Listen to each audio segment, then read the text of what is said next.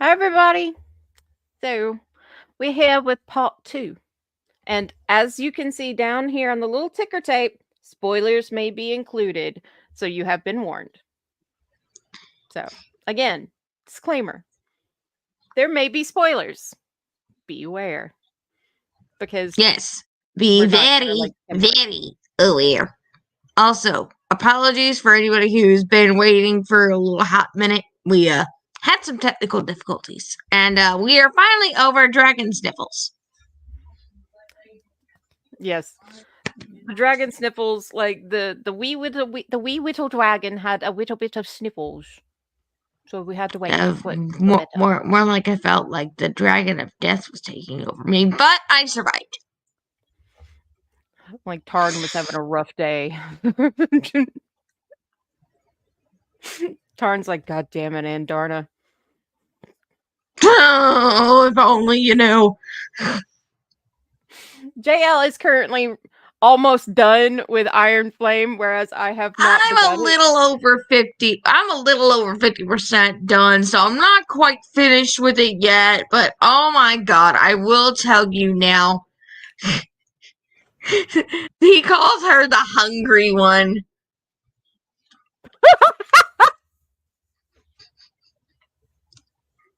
That's like Nesta calling Cassian a pigeon. Yes, because Andarna's going through her adolescent phase. So she is being snarky and sarcastic and always giving input. There's actually something very interesting about Andarna's growth that they cover in it too, which we'll get to eventually. But I'm sure Zayden is just like, yes, teenage years with a dragon. Thank you so much, Violet. well, the whole thing of itself was quite interesting, but we're going side quest now, people. So this is not what we were planning to discuss. All right. So today we are covering part 2 of what we first started last week. Thank you, Rachel, again for covering for me while I was again on the doorways of death. Last week was my rant. So this week it's Yes, because there are some characters that are close to my heart. Now they're not my book boyfriends. Well, one of them was. Still, technically to this day, kind of is still done dirty. Huh? I said I'm gonna try to type them in the chat. That way, we know which ones. So, Nick King. Yes, so we're going to be covering a couple different fandoms this go around. We will be covering, and I quote, The Hunger Games, Vampire Academy. We will be covering The Vampire Diaries TV show version because I'm still going into it a bit deeper and reading more of the books because I remember reading the first 3 books back in high school and I never actually finished the series. So I'm going and covering all those.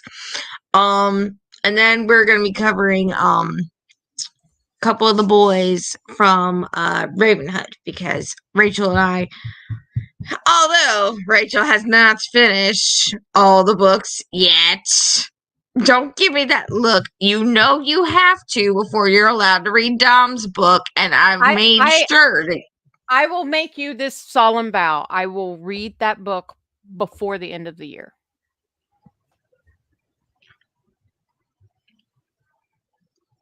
You got until the stroke of midnight on December 31st. I will have it read. I will read Finish Line before the end of the year. I promise. Finish Line and One Last Rainy Day. You want me to read both? Cool, I can read both.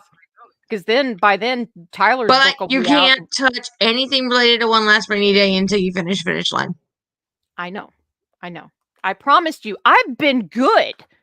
I have had that sitting there and I have not opened it. I've not even opened it. I bought it and put it on the shelf. I have not opened. Because JL was like, "Don't you even fucking look in there," because I cheated with Flock and went straight in to like finding the Yeah, spicy she moment.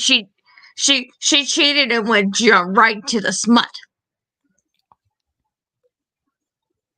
Yeah. It was worth it. I still revisit that part a few times because Uh-huh. I'm sorry, I've never loved lakes more in my life. That's all I'm gonna say. You also spelled Finnick wrong, but it's okay. I will forgive you. I didn't spell it that way.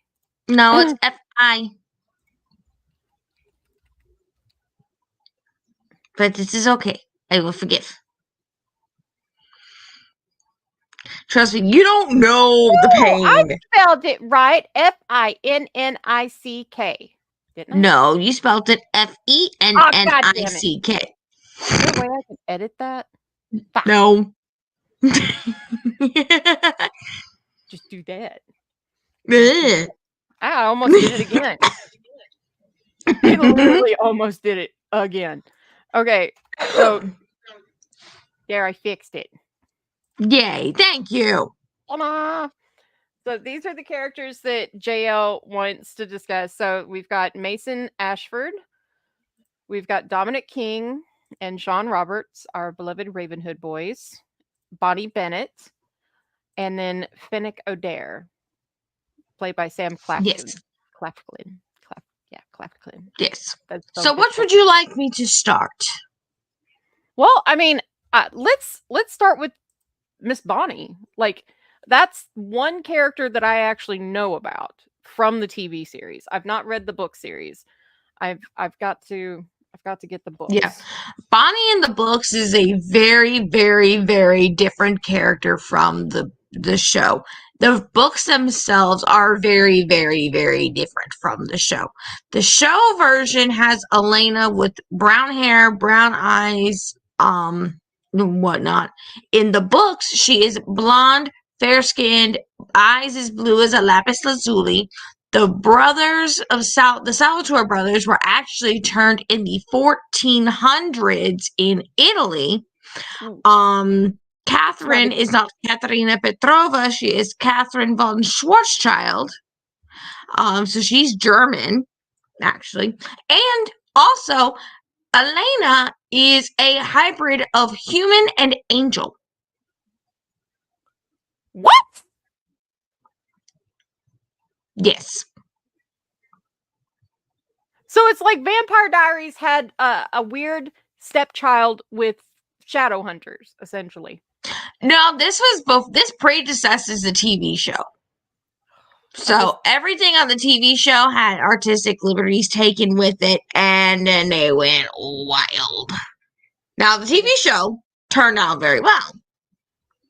Except in some cases, like after Elena left, I was like, there's no way they're going to make this work. They made it work somewhat, but at the same time, it's like they could have stopped. They could have just stopped. I'll be honest with you. Like, I will say I've seen the first three seasons of the Vampire Diaries. I've not seen anything past that.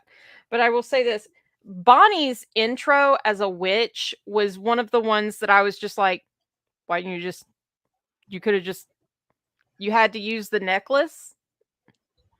Like, it started off that Grams was the one that was gonna like out her and explain shit to her and like get her into the witchy shit.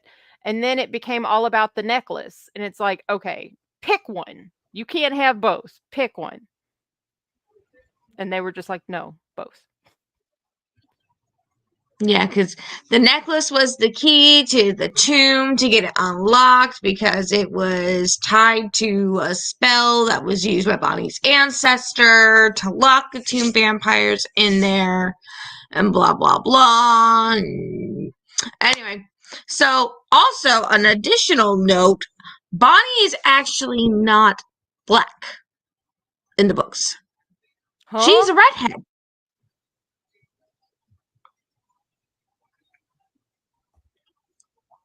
Yeah.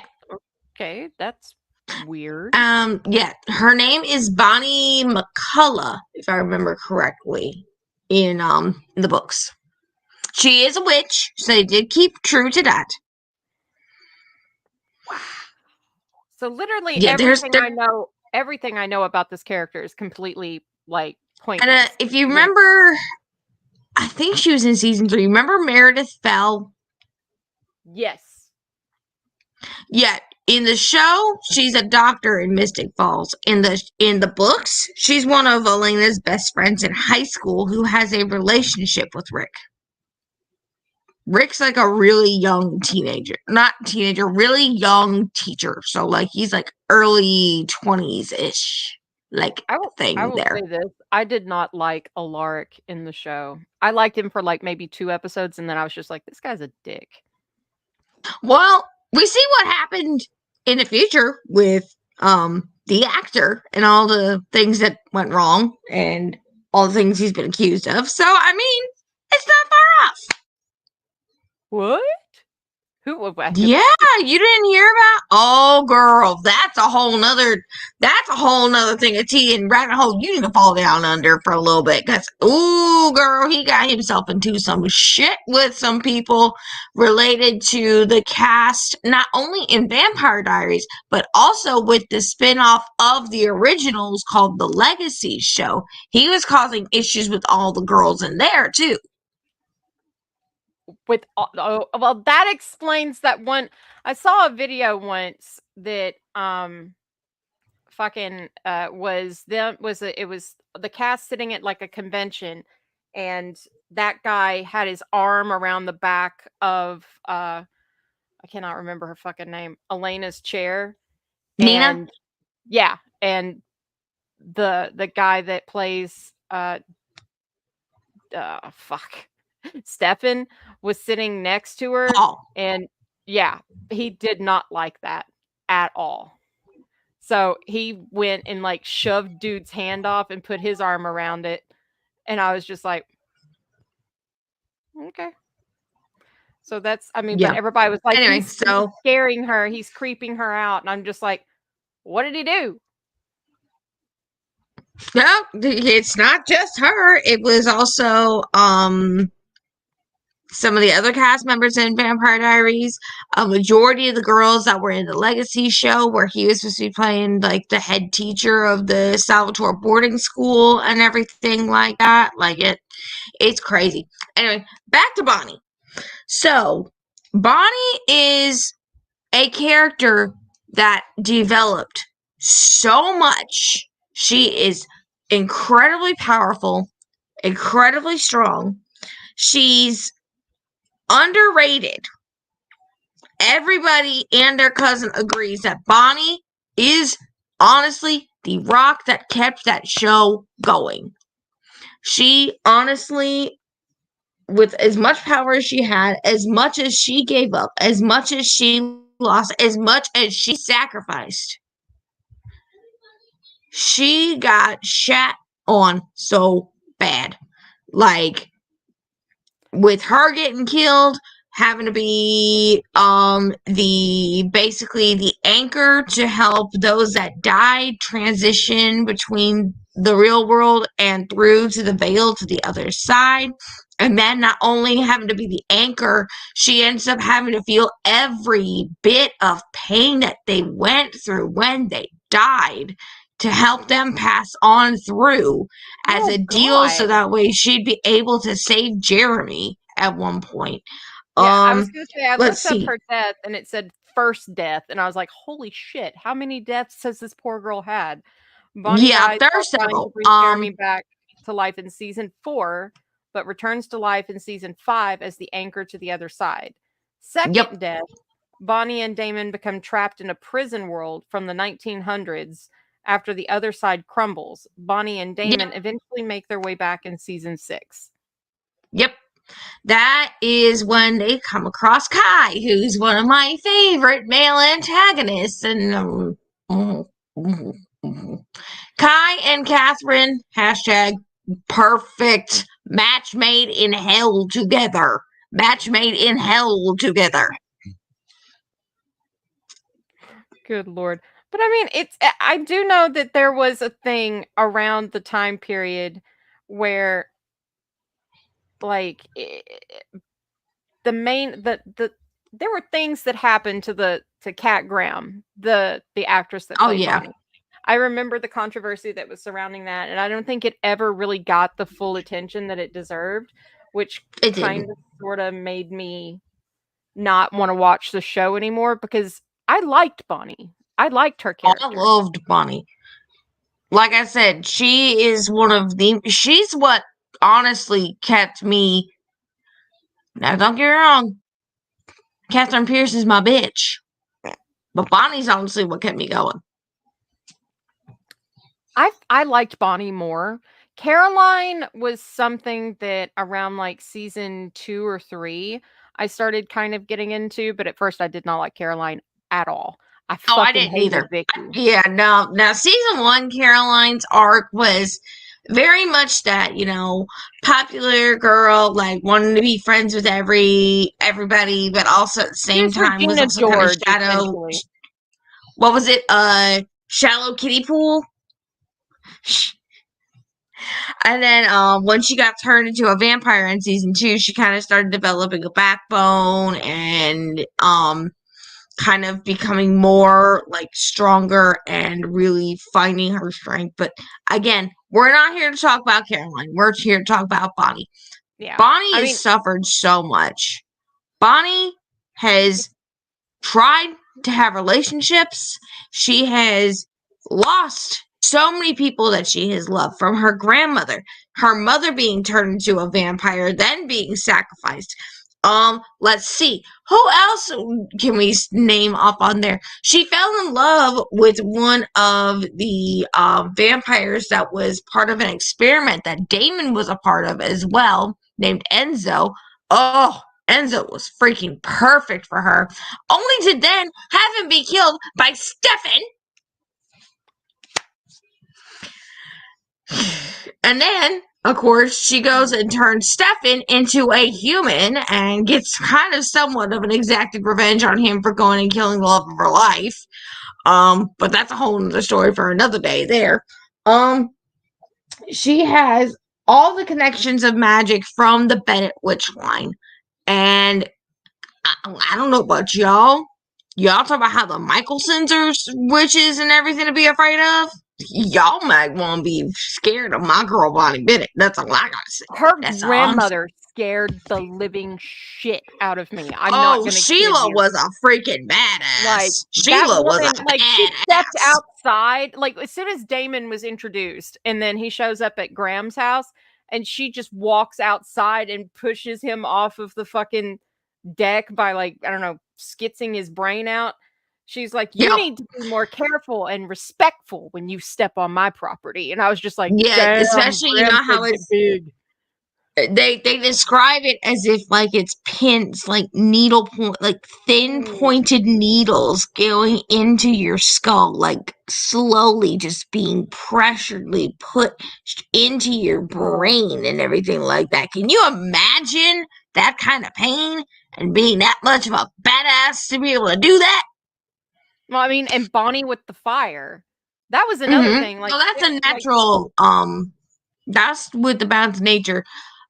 Oh god, the number of times where she lost her magic and then got it back, and then having to go and do all this other shit too, and then going and they getting would caught give up this with some character dark shit too, and oh they they man. would give her character arc, and then they would immediately take it away and skew it towards a different character, whether it was Caroline, Stefan, Damon, Elena. They would almost kind of lead into something with Bonnie and make Bonnie important. But the second that they had a chance to kind of like move it away from Bonnie and take it over to another character, you're just like, okay, so we're back with Stefan and Damon and Elena, and they're still fighting over who loves her more. And what happened with Bonnie? Like, there was a whole thing going on over here that I was invested Exactly. in. It Could you was explain? like, when's Bonnie's turn? One of the things that I loved about Ian Somerhalder is that he, as an actor, and not only as the character of Stefan when it came to not Stefan, Damon when it came to Bonnie's character, and also for Cat Graham, is he always stuck by her. He always made sure she was comfortable. He always made sure that she had a voice and everything. Like, he made sure that she was able to get through. Damon as a character and Bonnie, they really were the best friends. They really did become best friends. They started off really bad, but their friendship is an unbreakable bond. It was odd whenever that first started to kind of coalesce, because it's hard. They hated each other. Yeah, well, I mean, it's hard to grasp anybody actually understanding Damon Salvatore, because at the beginning of the whole thing, like, his mind was literally a bag of fucking cats. Like, you couldn't tell which way the wind was blowing. But as soon as things started to kind of coalesce a bit more between him and Bonnie, and they started understanding each other and even respecting each other a little bit more, like, that dynamic was really interesting and very, very kind of like character building, but also story arc building. There was a lot that could have been done with that. Yeah. It took a long time to get to that point, but it was there and it was good. I just don't understand why she always ended up being the sacrificial lamb. It's like, come on. Yeah, that was one thing. And that's one thing I will never forgive Julie Plec for, because rounding up to that, Julie Plec then goes and takes one of my absolute favorite book series, along with Marguerite McIntyre, who plays Sheriff Forbes in the Vampire Diaries, and goes and messes what the hell with one of my next favorite series. Oh, hang on. Oh, you did that. Vampire Academy. I thought I hit something. No, that was me. I hit it. Anyway, so rounding about there, the reason why I'm going and rounding it out there is Mason Ashford is a character from the Vampire Academy in the film that they've done a film rendition and they've done a TV show rendition. Julie Plec and Marguerite McIntyre never should have freaking touched it as a TV show to begin with, because they kept it so far off the point and merged so many books together into one season that it fucked everything up entirely. Personally, that's my opinion. I'll admit, I haven't seen the TV series. I have seen the movie, and I absolutely loved the movie. There are so many lines that Rose says. Oh yeah, I know. Sassy molasses. I love the movie. Like, the movie by far is one of that's the rendition closest to the book I will agree with. At the time when I was first watching it, I will say this, and I'm sad to admit this, I did not like the casting for Dimitri. I was not happy with that. I was not happy with Danila Kozlowski at first. But then I watched it a few times, had to separate it for what it is, that it was a film, and it wasn't a direct, like, book for book, word for word. You gotta separate yourself as a reader from a movie watcher and everything. It kind of grew on me. But who I would have casted for him, honestly, would have been Ben Barnes. Ben Barnes would have been perfect. That would have been good. Oh, Ben Barnes was Dmitry Belikov for me, personally. Especially if you take Ben Barnes, put him in the duster, and give him the Prince Caspian accent. Oh God, I would have ate that shit up. I will say this: the Dominic Sherwood as Christian Ozera, that was like the moment I felt was perfect. That was perfection. I loved that. That was perfect. For everybody who doesn't know who we're talking about, to give you a visual representation of who this is who we're talking about. That is who plays Mason Ashford. If you're not familiar with the actor himself, if you're familiar with Shameless, he's one of the siblings of the Gallaghers. He's the one that actually goes and has the man-on-man relationship. Yeah, his name is Cameron Monaghan. He is also known in the Star Wars world as Cal Kestis. Yes. So, his character, Mason Ashford, is essentially Rose's pure best friend. in the academy. Now, Rose's best friend of all time and her, she's Shadowkiss tied to, is Vasilisa Dragomir, who is yes, I know, it's a mouthful, but think about it this way. Would Hey, you I'm not just check a glad you book? can pronounce it because I sure as fuck couldn't. Wouldn't you want to check a book at your teacher as well for having 5-year-olds in the kindergarten having to spell out Vasilisa Dragomir and Rosemary Hathaway and not call her a bleepity bleep as they say in the book? All of the Russian names in the movie was very, very hard to do, to pronounce properly. Well, Like yeah, it's a but mouthful and a half. yeah, But trust me. It took a minute, but I figured it out and I got it down pat. So you throw a character's name at me, I'll be able to tell you exactly how it was supposed to be pronounced and everything. I will say the fact that they used I'm trying to find the name of the actor that played the dad, Gabriel Bryan. I thought he was amazing in it. I thought that was Wait, the most who? brilliant. Gabriel Bryan. He played what the fuck? Victor Dashkov. He played Oh, Victor that Dashkov. was the Godfather / uncle. Oh, that was what's her name? What's her name? Not Mia. The other one. The one who ended up turning into a boy for her daddy. Natalie Dashkov. Natalie. Yes, thank you. Yes. Oh, fuck Victor. Which I'm not even gonna begin to tell you how much I fucking hated that character. Yes. Whenever it got to the end and like it became something that she, that happened, that she had become Strigoi, I was just like, yeah, no, that killed me. Anyway, back to Mason. Because I feel like Mason honestly could have had so much better for him. Now, granted, throughout the rest of the series, he does make some parts throughout it. So I'm going to go ahead and rip the Band-Aid off for you. do it. Book 1. He basically gets reunited with Rose, back to the school. The girls get dragged back to the academy, and blah, blah, blah.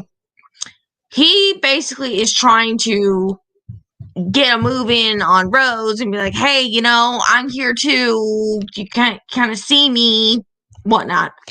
Rose and Dimitri have a kind of like forbidden romance, mentor, student trope like thing there. So then book 2 comes around, which is Frostbite.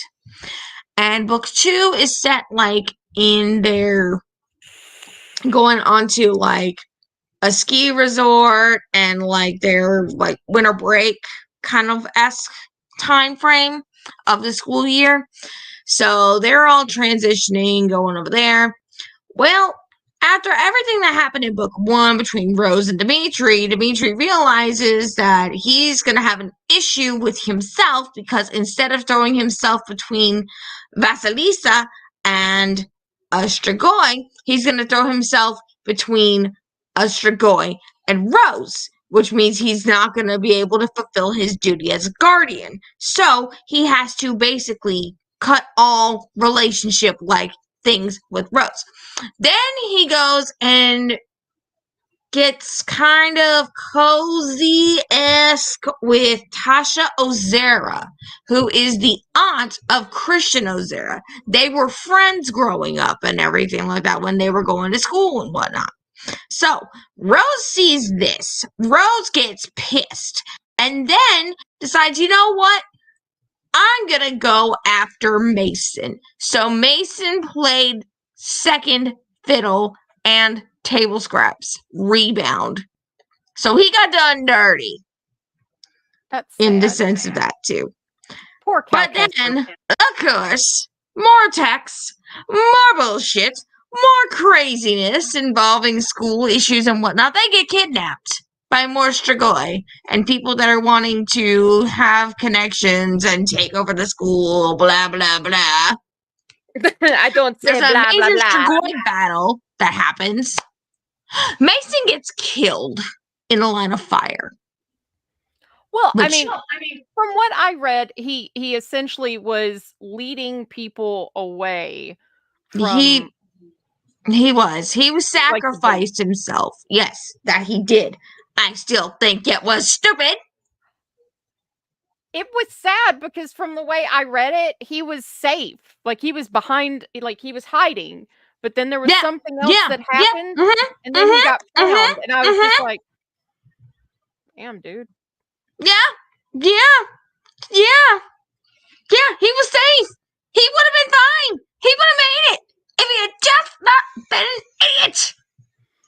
Can I just say like reading about that character's death? I'm not even kidding you. It legitimately reminded me of Liam Mayari so Yep, much. yep. Mason is my Liam in a sense. Mason is my Liam in a sense of comparison there. And then he does come back round in book 3, but as a spirit, a shadow spirit. So Rose finds out that she's shadow kissed, which means that she was touched by shadows on the brink of death, yet brought back from death to life by Vasilisa, given the fact that she has the elemental magic of spirit. Yeah, They that was find out in the that was one of the things that I remembered from the TV series was the whole spirit thing. And I was yeah, just like, spirit is a very, very rare elemental magic in their realm. how is And it an element? That's the thing that I'm not quite understanding. so there are 4 main elements: water, Earth, air, earth, fire, water. fire, and air. Now, this is the Catholic girl who went down the spiritual track of, the witchy hoodoo voodoo and whatnot to kind of like, kind of like find herself and everything. So I've got an understanding of what it was and whatnot. Spirit is technically, if you look at the star, you have the 4 main points and then your top point. Your top point is spirit. That's going to be what connects you in the essence of everything around you. Spirit is in everything. Spirit is essentially what brings things to life. So, spirit can be taken, spirit can be given. Everything that would make Lissa go crazy, where it would cut into her arms and everything like that, that's because she was using so much of spirit. It was literally draining at the actual spirit energy of her essence, literally getting to a point where it kills her and makes her go mad. That's what happened to the founder of Vladimir's Academy, Isn't that St. what happened Vladimir. to that one teacher too? Like Yep, she had this. Miss Carp. Miss Carp. Yeah, Nobody knew what she was because she wasn't showing a gift. Lissa had that same problem. She wasn't able to produce an element. But somehow or another, they thought it was a smart idea in the movie to make it to where she could wield all the different elements, which I think it might have been that she could have wielded a little bit of the different ones as well, but not necessarily as strongly as others. but But spirit it was the seemed primary weird. one. It seemed weird whenever she could actually uh do that in the film because she would use her elemental magic, like with the whole candles, like fire, water, air, And then you fire. saw she would get itchy and everything like that. Yeah, it was like she was drawing on the spirit power to manifest the elements, which was Exactly. She was. She was drawing from her basic spirit essence of herself to produce that magic.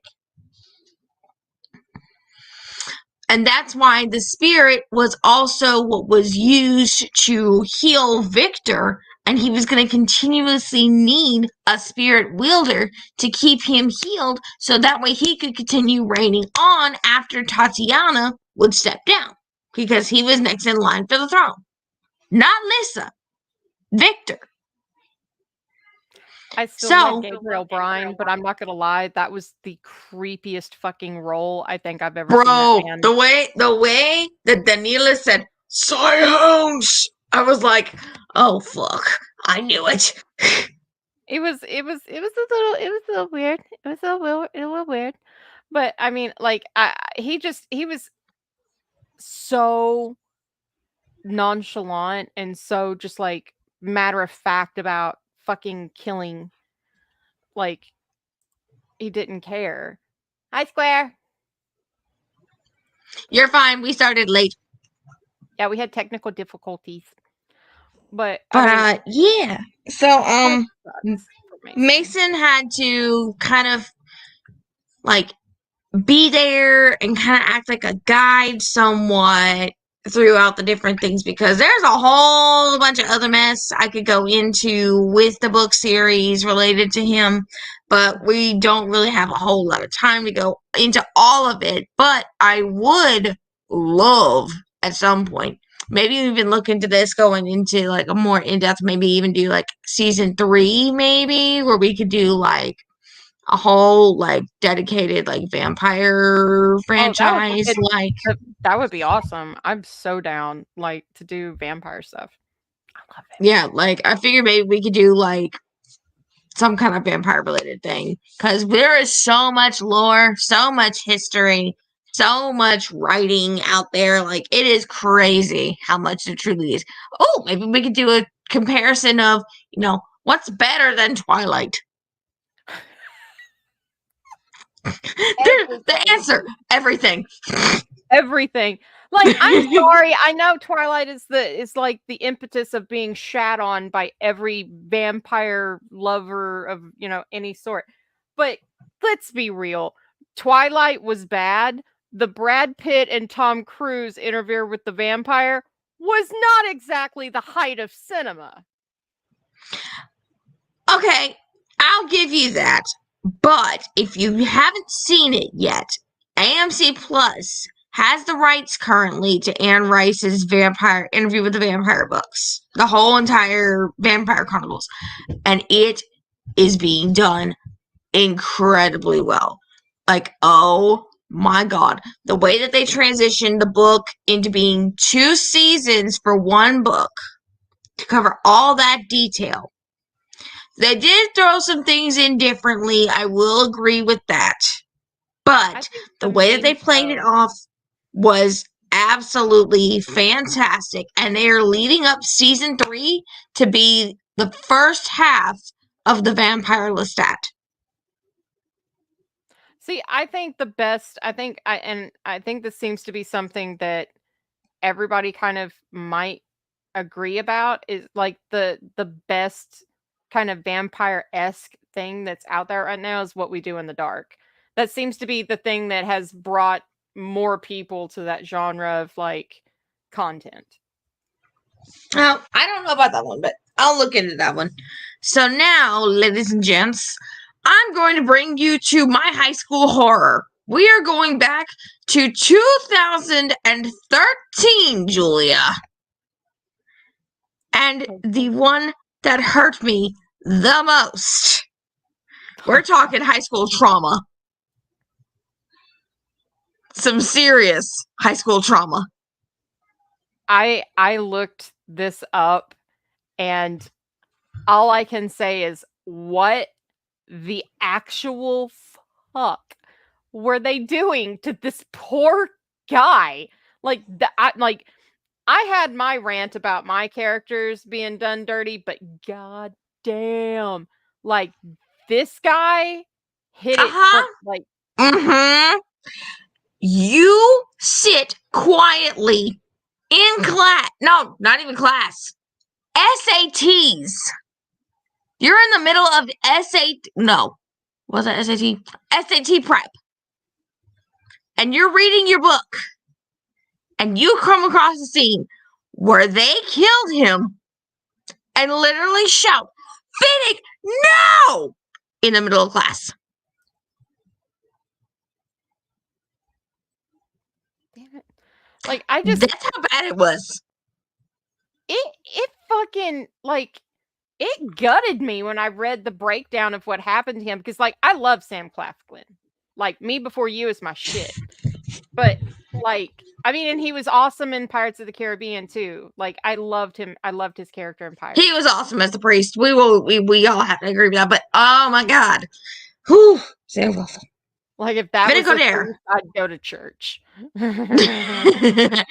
So we have Finnick Odair, the victor of District 4. He was brought back for the 75th Quarter Quell in Catching Fire, which was book 2 in the Hunger Games.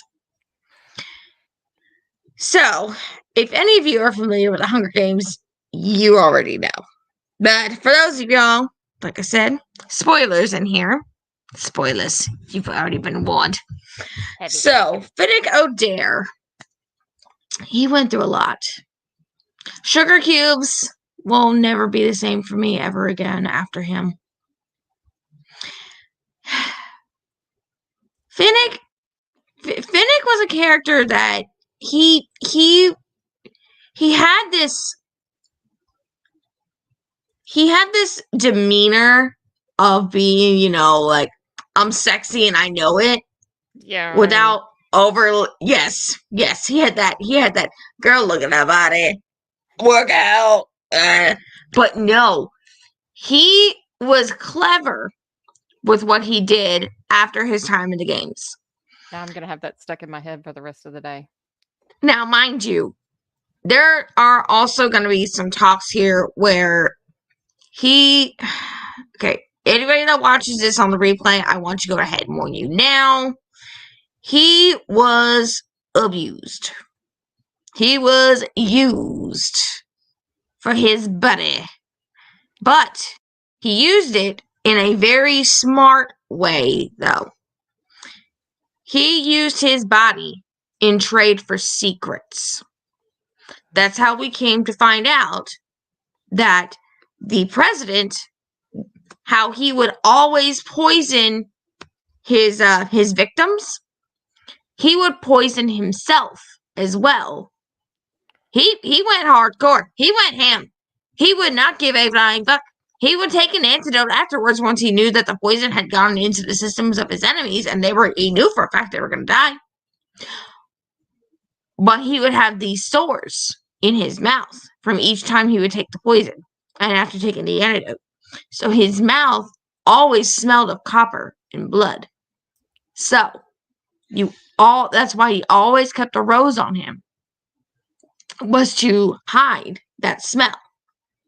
Those were some of the secrets that Finnick was able to trade with other things. So he basically was kind of being pimped, but he would get secrets in return and be able to hold those for the rebellion purposes later on down the road. It's just sad because, like, essentially, like, it details and literally says that he was pimped out by Snow. He didn't have the option of not doing it. That's the thing that pisses me off, is that he didn't have the choice to not do it. And I find that distasteful at most, and something that is mildly horrific at worst. Like it's like poor Sam Claflin. Can he not get a character that, like, just doesn't? The man always gets the short end of the stick. Always. Now, if things had gone differently, if Mags had not volunteered for the 75th annual Hunger Games for the Quarter Quell, that's who it was gonna be. Was Finnick and the love of his life were set up to be the next victors that would go up for the reaping to face off in the 74th Quarter Quell. Annie would not have made it. Annie would not have made it. She was broken so bad in her game, there was no way in hell she would have survived even that first 10 minutes. So when Mag volunteered to take her place, oh, my heart broke. Oh, my heart broke. Oh. I mean, there are people who are actually, I've seen, there are people who have actually kind of theorized that the woman Mags, that she was the character from songbirds and Yeah, the songbirds and snakes. Yeah, there are rumors and theories going around that she's distantly related to people that were in part of the series. And what I do you am think about in. that? Do you think that's a possibility? Because if that's true, wouldn't that actually give Fennec a deeper connection to the rebellion than even Exactly. Mm-hmm. Katniss? And that's honestly one I probably would sign off on if I had more evidence that I could back up and say for absolute certainty. But like I said, it's just theory. It's not actual being proven. One of the things I love about Hunger Games, and I think is a reason why I believe it's one of a series that everybody should take an opportunity to read. It's actually taught in universities. Like the dystopian and everything that is Wow. discussed in that franchise of books is actually taught in universities. My sister-in-law, she said that in one of her classes they discussed the Hunger Games in one of her classes in university because I mean, I of can the see the type of psychology of writing it style. being And something. yeah, I can see. yeah, it's an incredible piece of work, and I have to give Suzanne Collins incredible credit for such an amazing world that she built. Although I will not forgive her for what she did to Finnick, I will admit I have not because that seen. was wrong. I've seen the first film and only the first film. I have not read any of the books. Like I guess like it's no secret that I struggle with things, but I think it's clearly it's easy for me to just go ahead and dispel that. Like if something is really hyped up, my desire to join that is minuscule. It's very much just like I want to be able to do shit and talk about shit, but not have to deal with everybody else's, dogging me for my Opinions. yeah. So No, and that's understandable because, like, I mean, you want to have your opinion, but you don't want to get dogged on for, like, for example, and people talk so much crap about like people that are fans of um oh gosh what's one of the ones, like, okay, for example, first thing that people pops in my head dog is on some of the Cynthia. readers for liking Ravenhood. Like Ravenhood readers get dogged on because of old controversies that were already apologized for and seen through and righted, and also like previous book series like The Drive in Reverse and other parts of like Kate Stewart's books. Like they dog Kate Stewart and everything, but that's their opinion. Don't dog somebody for liking a type of writing if that's what they're comfortable reading, if it's not something you're comfortable with. If you don't like it, that's F off. Like Personally. I think like I said essentially kind of the same thing whenever I did part 1 of this. I was like, look, we respect everybody's right to have an opinion here. We just expect everybody to, respect our opinion to have different opinions because Exactly. storytelling is subjective.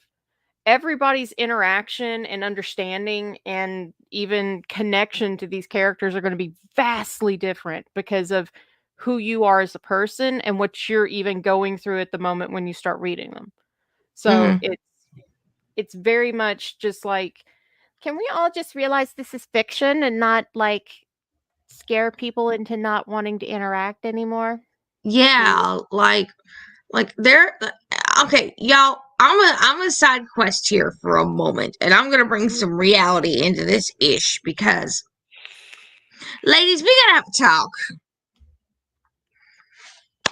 And I'm not talking about you, Rachel, because I don't think you're really. Well, you might know a little bit about this. Do you know that guy that's currently in court right now, who is he's in facing for murder and everything. He choked somebody out. They survived, and then he went after another person, knocked them out, and then drove over them until they were basically spaghetti. Um When they caught him, he was not wearing a shirt. He's muscly, has tattoos, covered him. He was bloody, running from the police and everything. So he was originally going and running for domestic abuse, but then they found out that he was tied to a murder. And look, y'all, we're all dark, romance loving baddies up in here. Like, I love me some Zay Meadows. I love me some freaking Butcher.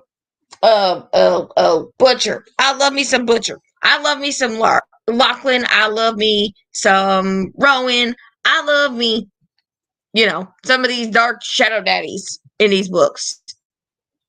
But would I go and put myself out there to allow myself to visualize myself with someone like that?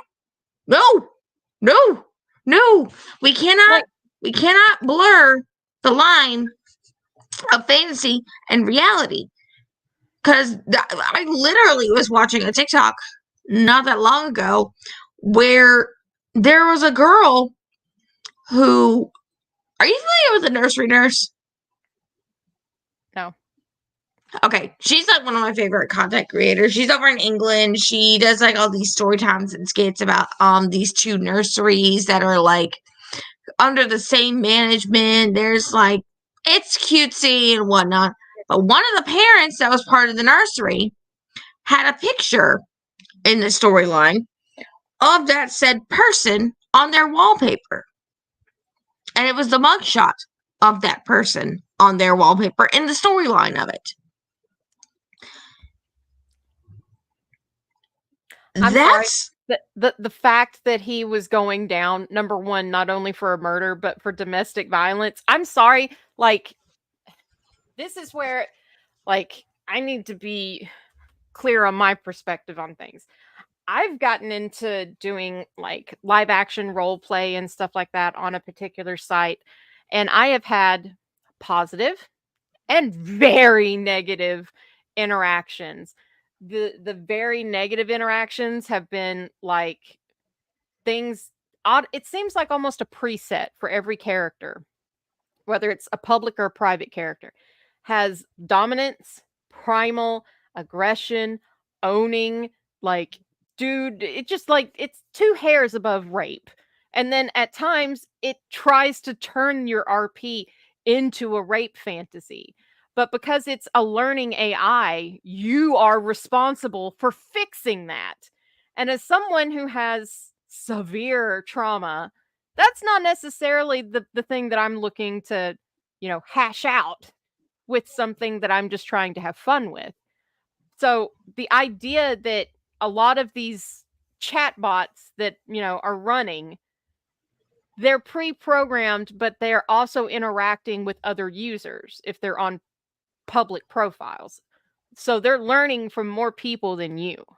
So if they go to a profile where somebody likes doing rape fantasies or likes really like heavy hard aggression and marking and shit like that, that's going to get fed into that character and it's going to come out in your interaction. That shit, I'm sorry, ladies. Can we just not like leave it in the book? Okay? Leave it in the fucking book. There is no reason to take shit like that out of a book. Like, if you want to experience it in literary form, be my guest. More power to you. But now, I'm not gonna kink shame anybody. I'm gonna be honest. I am not kink shaming anybody. If that's something that tickles your fancy, and that tickles your partner's fancy, and y'all have safe words and everything, the whole shebang with that, power to y'all for having that sense of control. now there's a difference between, see, this is my perspective on this. There is a distinction between sex, like kinky sex, and rape. Rape is not a kink. I don't give a shit what anybody says. If you enjoy having someone pretend to assault you, go work at a domestic violence shelter for 2 days and then come back and try to do that shit, because I guarantee you won't be able to. It's it angers me in such a way because it's like that shit fundamentally changes who you are as a person. Like, I'm not the person I was before I was 21. I'll never be that person again. Nope.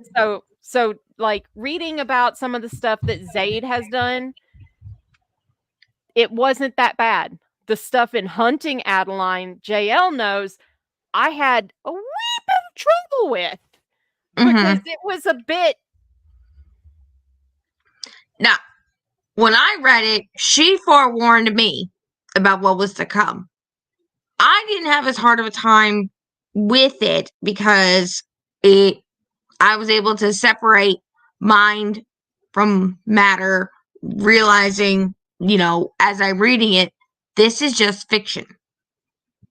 I was able to prepare myself not only for what I was about to read, but having a knowing, understanding the type of writing that I was getting into reading, that this was going to be something I was going to be getting into.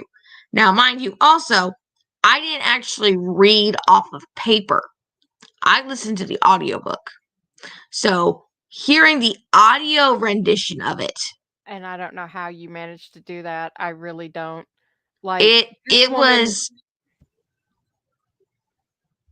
what? You've listened to books that, like, That Sick Love, that legitimately, I'm not, when I say that shit gave me fucking nightmares, I am not even remotely trying to be funny. It did. That man's voice gave me full on, like, fucking flashbacks of very bad things because it wasn't. I got bored of it. I got irritated with the pronunciation of the word Bryony because there was, like, it was that too. I got bored after a certain point because things were getting repetitive, and I just was like, look, no offense to the author, you've got some good work, you had something going there, but I think you might have lost a little bit of it towards the end there. I lost it in the plot. I will say this, like, I don't, because it went from being like having plot to just nothing but smut and like very little plot. Like, I mean, I will say this, like, I don't listen to a whole lot of, I don't even listen to audiobooks except for the ones that you guys have made me listen to. And I will say this right now. I do not understand the whole, like, oh god. What am I, when female narrators are doing their job, inevitably the one that was doing That Sick Love, no disrespect meant to this woman or anything like that, please nobody roast me, but she would do this thing that was like an inflection at the end of every sentence, and then she would bleed the two together, and I was just like, I'm gonna lose my shit. There's a period there for a reason. Like, it was a bit much. So, like, and I've listened, and it's not just that book.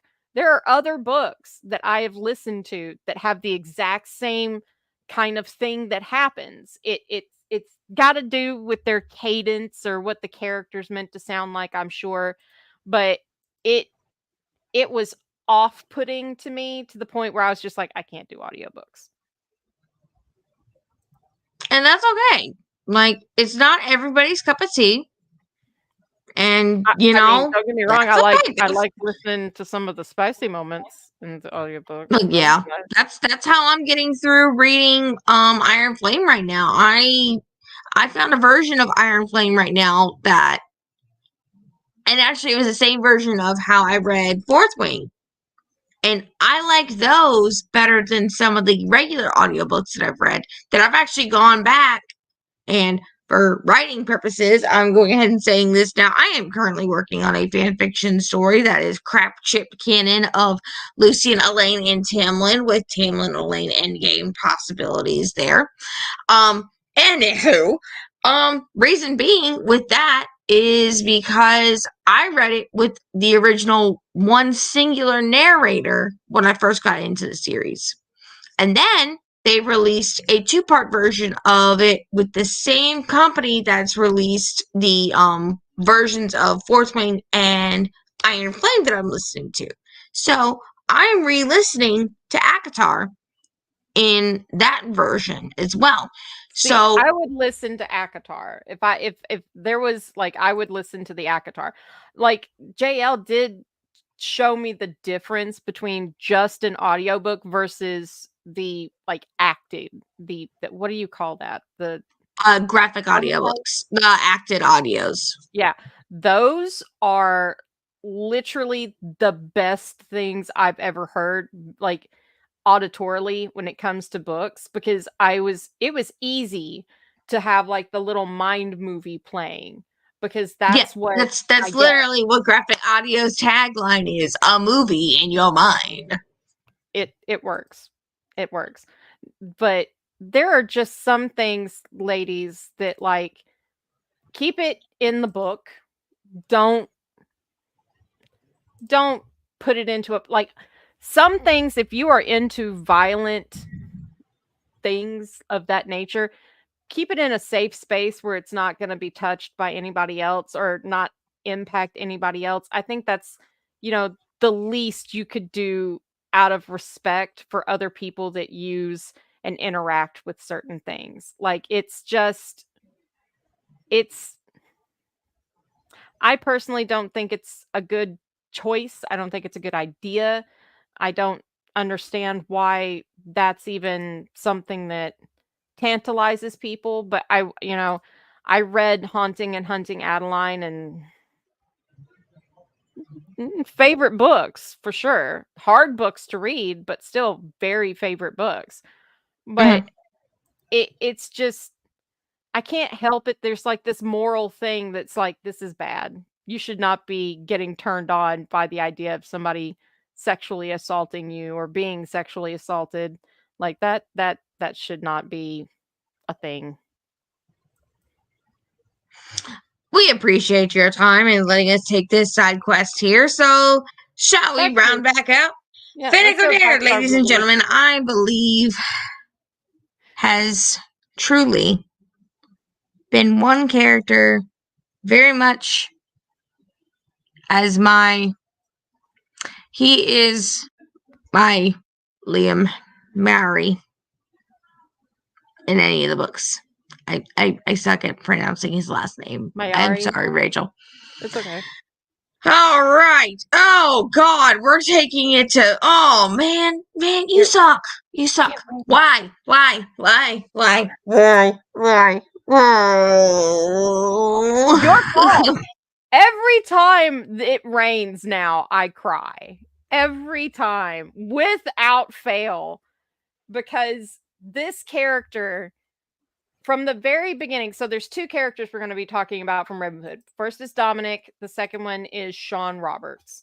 I So think we should just cover them both simultaneously and then wrap the show from there because we're just gonna round it out with two boys that they fucked around, they found out, shit hit the fan, see, that's the and you thing don't that know what happened to the rest, so you need to get your ass over the fact that you need to finish reading these books because I cannot express to you how much I want to tell you things and just I cannot shake it enough to you how much you need to.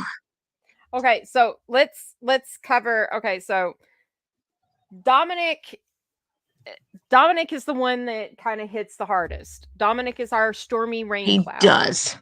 and he belongs to JL. She has claimed him, so Sean is Yes. fine. But it's Dominic is not a character that I thought I was gonna like right off the bat. Like I think I even told JL I was like, "Fuck this Dominic dude. He's an asshole. Like fuck this motherfucker." And then Then as and I it was like, got deeper, just wait. I was like, I changed my mind. I changed my mind. I was like, yeah, just you wait. Oh, she was right. I changed my mind very fast.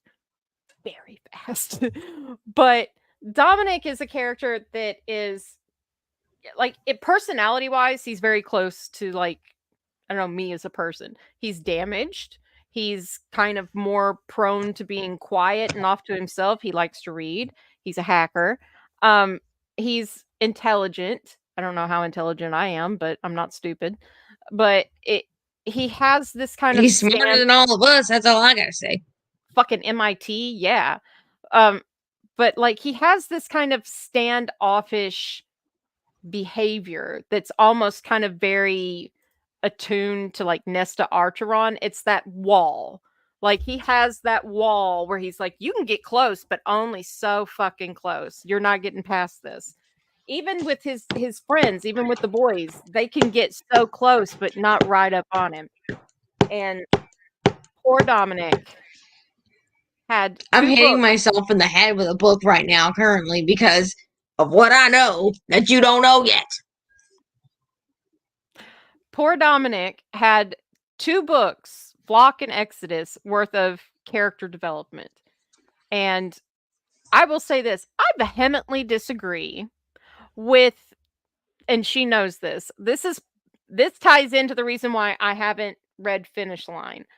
I have issues with Tobias and I have issues with Cecilia because of what happens to Dominic. I am beyond fucking livid, and I know I'm not the only one, about Dominic's death. Dominic should not have died. Tobias should have died. Or fuck, even Cecilia. I would have been okay with that too. You don't even know. You don't. Right, I beat myself in the head with a book because you don't even know why yet. You don't even know why. And so you're just laughing your ass off over there while you're drinking that daggum Coke because you haven't even finished them yet. And you don't even know what the hell all the mess is yet. You don't know. You don't know, man. You don't know. Okay, you carry you do your reason for Dominic then. Okay, so here it is, y'all. I'm gonna put it to you this way. Dominic, yes, should not have died the way he died. I will personally say that myself. I think it was fucked up. Vehemently with the way, after reading the entire series, I understand why it happened the way it happened. Do I agree with it? No. But I had to come to accept the fact that that was the way that Kate wanted to have the story round out and everything. Yep. Yes. You are correct. You are correct. She really needs to read because not only Judas do what? traitor. Is that he's traitor? You don't even know the half of it. You don't even know the half of it from his childhood. You don't know the half of it from his teenage years and all the suffering and shit that he had to go through because of the fact that he was being protected. And then all the shit he was going through on the other end of it, of things that were going on in the background that we didn't even see in Flock or Exodus that was going on in One Last Rainy Day. Girl, that man had so much shit going on. There was like a couple times where if it had gone a different route, and this is the only thing I'm gonna say because it's gonna make you go, what the fuck? Dominic had gotten to a point where he probably would have possibly taken his own life. No. Because he literally was feeling so much of everything around him weighing him down. Cecilia was something that was bringing him light in his life. He had so much darkness in him, but she was a light for him to keep going. I'm not gonna cry. I'm not gonna cry. I'm not gonna cry. I'm not gonna cry. I'm not gonna cry. It was tough. I know I said I wouldn't spoil anything for you, but dude, you have to keep going. You have to keep carrying on. It's that book series. Granted, Like, yeah. I will say this. Kate Stewart out of H.D. Carlton and Kate Stewart have been two of the most exemplary authors that I've read this year. Like, they're fucking brilliant, especially Kate. Kate writes characters that fucking stick and stick in a way that Mhm. you don't expect them to do. But like I just think from what little I know, Dominic was a fully formed, fully written backstory centric character. So he had options. He had passion, he had drive, he had purpose. He Yeah, had that's what they everything. want you to think. That's what you're expected to think.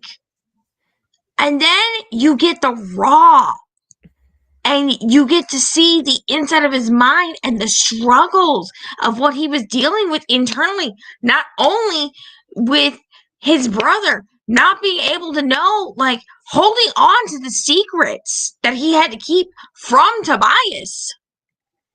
But I mean, on top of all of this, like I mean, I think we can both agree that not only did we want him to get more of a story and live, but Yes, that in a would be way, nice. it kind of feels like he was robbed because me personally, knowing only what I know, the fact that his girl took less than 2 weeks to fold like a goddamn lawn chair and start fucking his brother, yeah, I'm not okay with that. That's part of the Okay, reason I why. I will agree that was kind of fucked. That was kind of fucked up. That whole okay. So they actually go into detail on that too. Like they actually like go with the whole like them being sentenced to go to France and everything like that in detail. They cover that in one of those books that you haven't read yet. I And I want I just want it on I just want it on the record. I think that Cecilia Horner was a bit of a dick. I think very like there are two female characters this year. I'll go ahead and say there are two female characters this year that if I could literally reach into the novels that they exist in, I would throttle the absolute fuck out of. One and is I'm gonna go ahead and Cecilia, tell you who they are two is right Violet. now, so that way you guys don't even have to guess. Violet Sorrengail and Cecilia Horner. I would Which, throw down so by hard. the way, you, ma'am, once you get to the part where you're comfortable reading it, the shit going on with Violet right now, it is crazy. See, this is another thing that I touched on last time.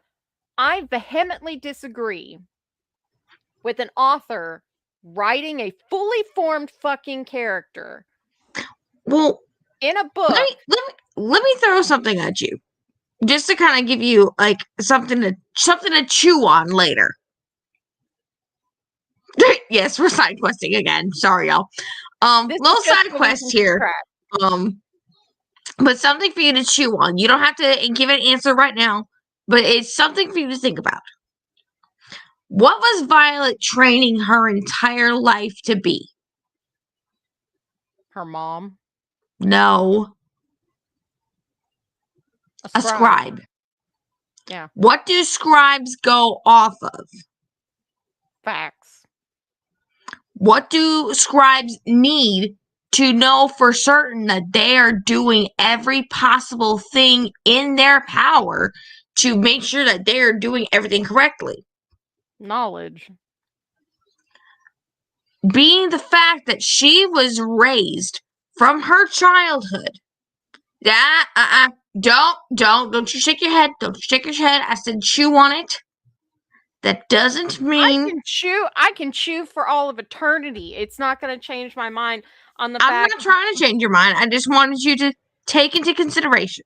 Well, I mean, I like it aside from her needing facts to feel like she understood whatever. Like, I'm sorry.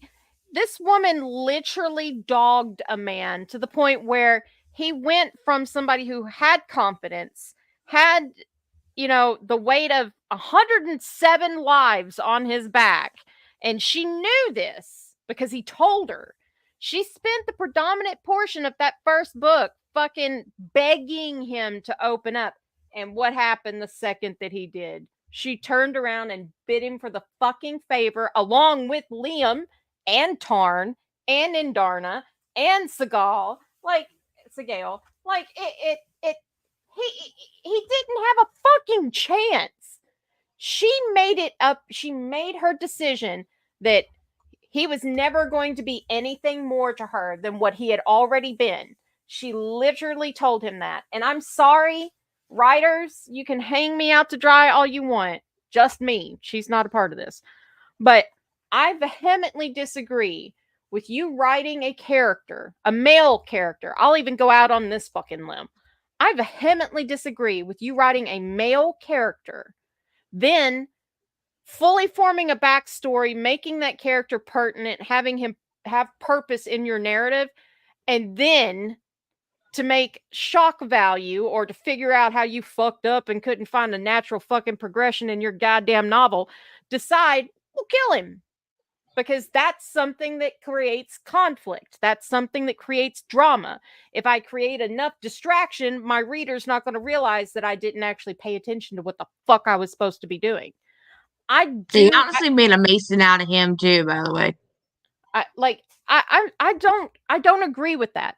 And I also don't agree with writers who are like, you know what? I'm just going to write mediocre bullshit for my first book and then fix it in the next 4 in my book deal. Fuck that. If that is how you intend to write your series, please go ahead and let me know, because I will not buy your books. I am done reading writers that take characters, abuse them, use them as cannon fodder, or almost like a tool for feminism, like to bolster a female. Like, the thing that pisses me off about that is Xaden and Violet had sex before it was disclosed about the thing that he hadn't told her about. They had sex, mind-altering sex. They nearly broke several things in his room. And then 6 hours later, she's screaming at him, making him feel like a piece of shit because he kept something that could have caused the death of other people secret. He didn't have a choice. That's not his secret to share. It belongs to 107 other fucking people. Oh, and it's just bigger and bigger from there. I'm just going ahead and tell you now. There's much more. But keep this in mind, right? That's a man, supposedly from the viewpoint of the woman, that's a man lying to her and using her, and they had sex. So that compounds everything, right? That would make him the asshole because he did all of that to her and fucked her. So swap that around. If that was a man saying that to a woman, he would get roasted so hard. Xaden would have been dead in book 1 if he had turned it around on Violet and been like, bitch, what the fuck? I gave you everything. I gave you my heart. I gave you my trust. You're the one that's fucking stabbing me in the back. Like, if you want to start throwing traitor around, let's fucking take a tally, because I'm telling you right now, you ain't going to come out on top, sweetheart. Like, it pisses me off. Stop using detailed, well-written male characters to bolster bullshit female characters. Either write a strong female and make her worthy, or fucking don't. Because I'm tired of the whole Rey Skywalker bullshit. I've already been through that in one fucking fandom. I don't want to go through it in this one, okay? I don't need any more literary Rey Skywalkers. Let's just keep that shit in Star Wars where it needs to be cordoned off for the rest of existence. It's shitty ass fucking lazy writing. Do better. Do better. Your readers deserve better. And I know for a damn fact that you can do better. You just want this. Fucking stop. Have some fucking pride in what you're putting out. Like, it used to be something that was a point of pride to be able to be a writer and get book deals. Fucking make it worth our money. I'm not going to go spend 30 goddamn dollars on a fucking book if it's going to be complete and utter shit. That ain't happening no more. Do better. Stop killing your characters. Thank you for coming to our TED Talk. Huh? I said thank you for coming to our TED Talk. Thank you for coming to my TED Talk. Justice for Liam, because my poor boy, my poor baby boy. I can tell you with absolute certainty, though, because I did watch the first part. You got something to look forward to with Connor, slightly, in Crescent City. Not like that. It's not like him coming back to life or anything like that, but that's not the first or the last that you're going to see of Connor in book 1. Thank God. But so Dominic, I think, again, I don't think Kate Stewart is not Rebecca Yarros. I need to make that abundantly fucking clear. Kate had a character that was fully formed, perfectly written, had depth, had emotions. You felt for Dominic. You felt for him. You connected with him. And then the moment that the underlying bullshit that was going on in the interwoven connections within the freaking Ravenhood connections out of state and everything like that, just wanting to go after whatever it was that was gonna be what broke them. And in the end, what hit me harder than his death? The thing that hit me harder than his death was him chasing Cecilia down and almost wrecking his fucking car. Thank you, you fucking cunt. And then getting out, walking up to him and cold cocking him, and then him doing his dead level best to stop her, kiss her, love her, tell her, I have to let you go, but I will be back. Stop. You need to understand there's more going on here than what you know. Give me the fucking benefit of the doubt. We've been through enough shit at this point. You should give me the fucking benefit of the doubt. mm-hmm. And the fact that she never could do that is what ended up getting him killed.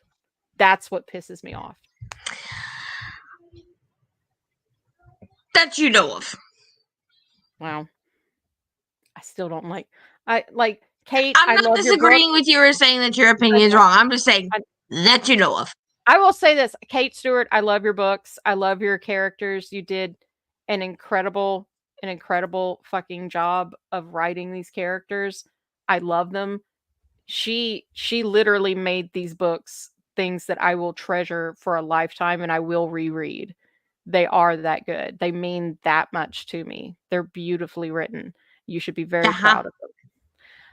So now let's swap from the king to the sunny day man. My little ray of sunshine.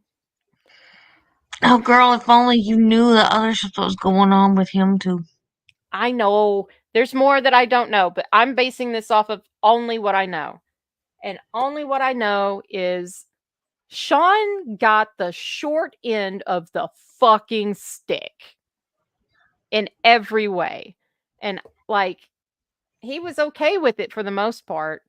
But there's a scene where Cecilia has made dinner or some shit and she's sitting here reading George Orwell and he comes in a bad mood, having a bad day, and she gives him attitude and he's just like, I can't fucking do this anymore. We're fucking done. And immediately she starts crying and getting upset and saying, please, no, and starts to leave. Doesn't even make it past the fucking couch before this man is cowering, telling her, I'm so sorry, baby. I didn't mean it. I'm so sorry. It was shit. Was it made out of gold? That was my question. What is it, made out of gold? Just fucking. I don't know what she was made out of, but Sean definitely. Let's put it this way: both Dominic and Sean were very well written. Good job, Kate. Mm-hmm. But let's just say it's going to be really, really, really hard for them to come up with. I I want fresh face actors for these guys. Don't use mainstreamers. Don't use mainstreamers. Please use undisclosed, unknown actors for this shit. Don't use fucking like the same motherfuckers we see playing every goddamn fucking character. I swear to God, please don't. Kate, you've got better taste than that. You could do better, Kate. You could do better. Your bar is up here. Don't lower it. You could do better. But She hasn't even Sean, gotten there yet. I know we ain't got there yet, but we'll get there. But I mean, Sean, I connected to in a way because he was the good guy. He was the I sweet connected one. with him too. Right off the bat, Sean was the kind of character that you could easily, feel like comfortable and like warm up to. He was a cuddler. He was the one you wanted to cuddle with and watch movies with and eat popcorn or go for 5-mile hikes with busted ass knees like me. Me and Sean probably would not have dated very long because my ass cannot do hikes. But I mean, he was like the Ryan Gosling. Okay, think about it like Noah. Think about him like, Noah and Allie, the summertime romance kind of I get what aspect of I it. get the So, reference now. like they're like that on again, that off again, that passion, that fire, the love, that oomph. Like that was Sean and Cecilia. I will say the whole like technology thing was a bit much, Sean. Just a bit. But there was a reason for it. I know there was a reason for it, but it's kind of beyond the point.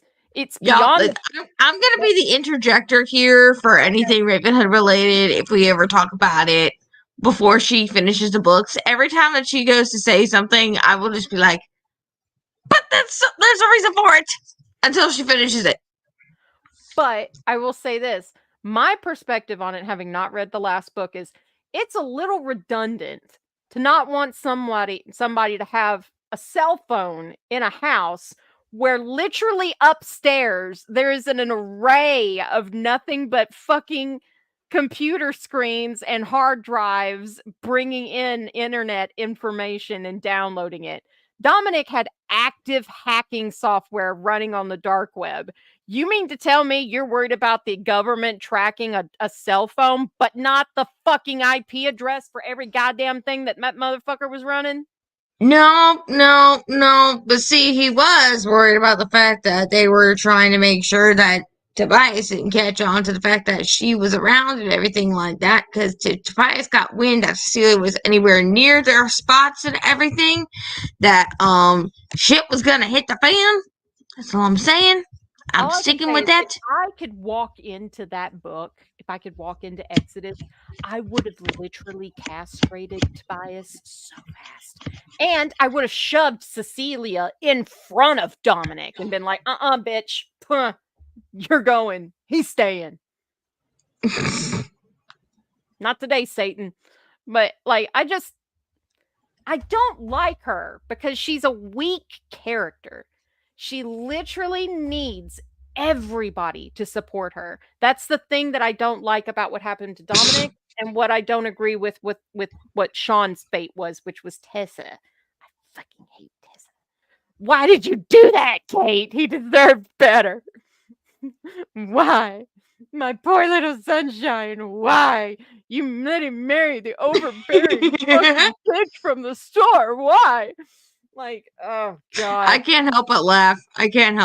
Here at this moment. We have no filter, Square, you know this. But I just I don't like the fact that she had everything. And yeah, she was kicked out of everything in a very not nice way. I'm not assuaging any of that. However, when these men had the opportunity to explain to her, there's more going on than you know. Just be patient. Oh, honey, you think that's the worst one? You think that's the worst one? Oh, you don't even know. You don't even know. She did more bad shit? No, not her. There was something said in conversation between Sean and Dom before they even made it back to her. Oh, they were gonna get married. He said, we make it back. Let's fucking marry her. And then They literally said it on the plane back to her. And then they show up and she's fucking Tobias in the goddamn garden. I know it says I wasn't going to spoil anything, but I'm sorry, y'all. This has gotten me to a point where okay, I can't help myself. Kate, I love you, Kate. Please come to Nashville at some point so I can go to one of your book signings because I'm gonna drag the dragon's ass with me. Or if you come to South Carolina, I'll drag the Reapers. Yes, I will. Well, I won't even have to drag her; she'll drag herself. I'd be in that car so motherfucking fast it'd make your head spin. But like, because I have questions. But I just you get the answers if you read the books. I know, but I want to. Okay, I want to. I like if I could have Kate Stewart on this podcast, I would literally want to sit with her and go beat by beat through her books and be like, so why did you make their personality like this? Why did you frame this moment like this? Why, who would you choose to make this? Like, who would, like all I want to learn about Kate as a person and how that influenced her writing. Because I think that gets looked over a lot with authors that like you kind of fixate on the things that they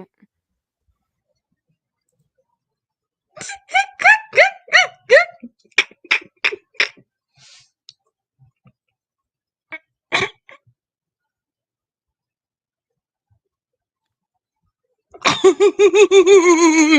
all I gotta say to that. Thank you. Like I wanted Sean to have a better outcome.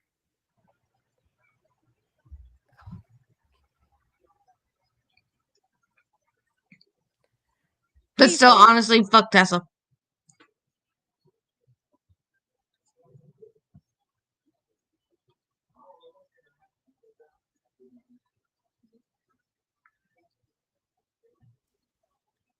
Sorry.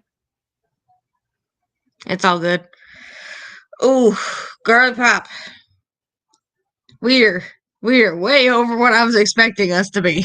Yeah, we're gonna wrap up. Let's just say that like overall, all of these incredible characters could have had more. They could have had more. Some of them, technically, in my opinion, should have had more. Like these two. And this one. Definitely that one. It's I mean, and poor Mason. Like all of them deserve better. All of them deserve better. But I will say, like, the end game for this man, I do not agree with vehemently. I fucking hate Tessa. Fucking hate Tessa. I don't think he needed to die. It could have been done numerous different ways to prevent that and give him a better outcome. He deserved it. But I will say this, comparing that character's death to the shit that's happened with Liam, Dom definitely came out on top. Sounds like what you really need to read because, oh, wait a minute. I think what the dragon is saying is it all makes sense later. I don't fucking care. I don't fucking care. I still fucking hate that bitch. Fuck his brother in the garden. Okay, look. No, nobody's saying you have to like Cecilia. I'm just saying. Once you see everything and how it ties all together, it's gonna make sense. I don't like it. I don't like it. I'm not asking. Nobody's asking you to like the characters. Just give the rest of the story. I think I was being fair. You are. Zayden got it. Zayden and Liam both ended up with better situations than Sean and Dominic. Let's be real. Yeah. Which is sad when you think about it because they're almost kind of identical to those two men. Oh, I just broke my heart again. They're literally the Okay, same okay, people. guys, we're gonna have to cut it here because we're about to have a broken reaper. Mm. Don't no, come on, we got a squishy. They're the same character. Oh There god. might be, I'm not guaranteeing anything yet. Oh god. Yeah, okay, so we're done for the evening. Thank you all for coming. I'm not okay. So we'll try again. Make sure to check out the content that deals with all of these characters. Vampire Academy, and of course the two characters from Ravenhood, Bonnie from Vampire Diaries, and then Fennec from The Hunger Games. Please go check out any and all of their content that deals with these characters and show them some love and support. And hold your writers to a higher standard because as readers, you're allowed to do that. And be on the lookout for September because we are going to hit and announce we are doing a special episode on Daenerys Targaryen and how HBO royally screwed her up. Yeah, we gon' roast a So motherfucker have that like to it look isn't. forward to. So Rick, just get ready We're, because it's we're, gonna we're be gonna roast Dracarys them up more in. than you can say Dracarys. It's gonna be Dracarys up in here. JL and I are both learning High Valyrian, so you might want to get a dictionary. Yeah, I still got a lot of work to do on mine. Me Just too. I saying, got I've been working more on my French than I have my High Valyrian, but still, yeah. I'm still working on the High Valerian. I can still say it like Boni nuhisa drisese gevi isi means my dragon is beautiful. So there's a lot of stuff, but that's all we've got for tonight. Thank you to Square. Thank you to the other person that is watching. I don't know who you are, but thank you for being here. I really appreciate it. And we'll